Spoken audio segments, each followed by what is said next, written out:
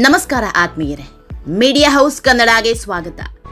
ನಮ್ಮ ನ್ಯಾಯಾಂಗ ವ್ಯವಸ್ಥೆ ಮೇಲೆ ಇವತ್ತಿಗೂ ಜನ ನಂಬಿಕೆ ಇಟ್ಕೊಂಡಿರೋದು ಇದೇ ಕಾರಣಕ್ಕೆ. ಕೋರ್ಟ್ ಕಟಕಟೆಯಲ್ಲಿ ನಿಂತಾಗ ಮೇಲು ಕೀಳು ಅನ್ನೋದಿಲ್ಲ, ಬಡವ ಶ್ರೀಮಂತ ಅನ್ನೋದನ್ನು ನೋಡಲ್ಲ.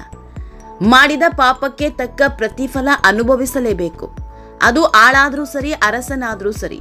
ಈಗ ಶಾಸಕ ವಿನಯ್ ಕುಲಕರ್ಣಿ ವಿಷಯದಲ್ಲೂ ಇದೇ ಆಗಿದೆ. ಯೋಗೇಶ್ ಗೌಡ ಕೊಲೆ ಕೇಸ್ನ ಸುಳಿಯಲ್ಲಿ ಸಿಲುಕಿದ್ದ ವಿನಯ್ ಕುಲಕರ್ಣಿಗೆ ಕಾನೂನಿನ ಕುಣಿಕೆ ಬಿಗಿದುಕೊಂಡಿದೆ. ಈಗಾಗಲೇ 17 ಜನರ ಜೊತೆ ವಿನಯ್ ಕುಲಕರ್ಣಿ ಸಹ ದೋಷಿ ಅಂತ ತೀರ್ಪು ಕೊಟ್ಟಾಗಿದೆ. ಇನ್ನೇನಿದ್ರು ಜೀವಾವಧಿ ಶಿಕ್ಷೆಯೋ ಕ್ಷಮೆ ಇಲ್ಲದ ಜೀವಿತಾವಧಿಯೋ ಅನ್ನೋದಷ್ಟೇ ಗೊತ್ತಾಗಬೇಕು. ಹೀಗಾಗಿ ವಿನಯ್ ಕುಲಕರ್ಣಿಗೆ ಒಂದೊಂದು ಕ್ಷಣವೂ ಒಂದೊಂದು ಯುಗದಂತೆ ಭಾಸವಾಗ್ತಾ ಇದೆ.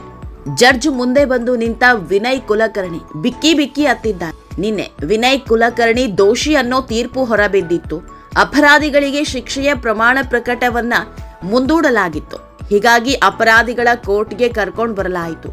ವಾದ ಪ್ರತಿವಾದ ಶುರುವಾಗ್ತಾ ಇದ್ದಂತೆ ಎರಡೂ ಕಡೆಯವರು 16 ವಿಷಯಗಳನ್ನ ನ್ಯಾಯಾಧೀಶರ ಮುಂದಿಟ್ರು.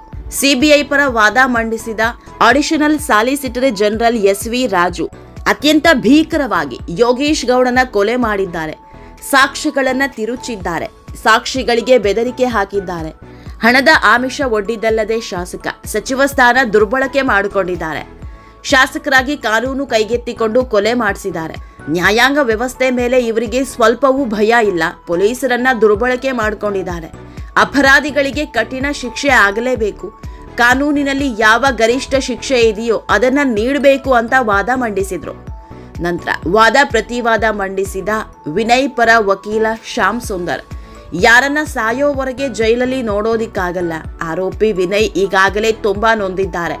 ಸಾವಿರಾರು ಜನ ಅವರ ಮೇಲೆ ನಂಬಿಕೆ ಇಟ್ಟಿದ್ದಾರೆ. ಒಳ್ಳೆ ಗುಣ ಇರೋ ವ್ಯಕ್ತಿ ಅಂತ ಅನ್ಸ್ಕೊಂಡಿದ್ದಾರೆ. ಫಾರ್ಮ್ನಲ್ಲಿ 3000 ಹಸುಗಳನ್ನ ಸಾಕಿದ್ದಾರೆ. ವಿನಯ್ ಕುಲಕರ್ಣಿಗೆ ಚಿಕ್ಕ ಮಗ ಇದ್ದಾರೆ.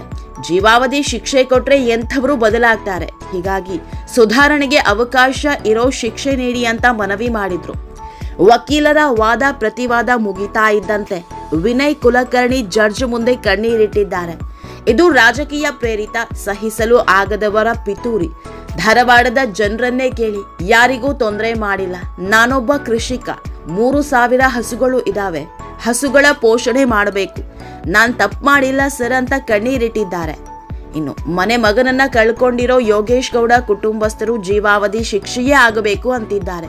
10 ವರ್ಷದ ನಂತರ ನಮ್ಮ ತಮ್ಮನ ಸಾವಿಗೆ ನ್ಯಾಯ ಸಿಕ್ಕಿದೆ ಅಂತ ಸಂತಸ ವ್ಯಕ್ತಪಡಿಸಿದ್ದಾರೆ. ಒಟ್ನಲ್ಲಿ ಕಾನೂನಿನ ಮುಂದೆ ಯಾರೂ ದೊಡ್ಡವರಲ್ಲ. ತಪ್ಪು ಮಾಡಿದವರು ನೀರು ಕುಡಿಲೇಬೇಕು ಅನ್ನೋದು ಈ ಕೇಸ್ ಮೂಲಕ ಜಗತ್ತಿಗೆ ಸಂದೇಶ ಸಾರಿದಂತಿದೆ.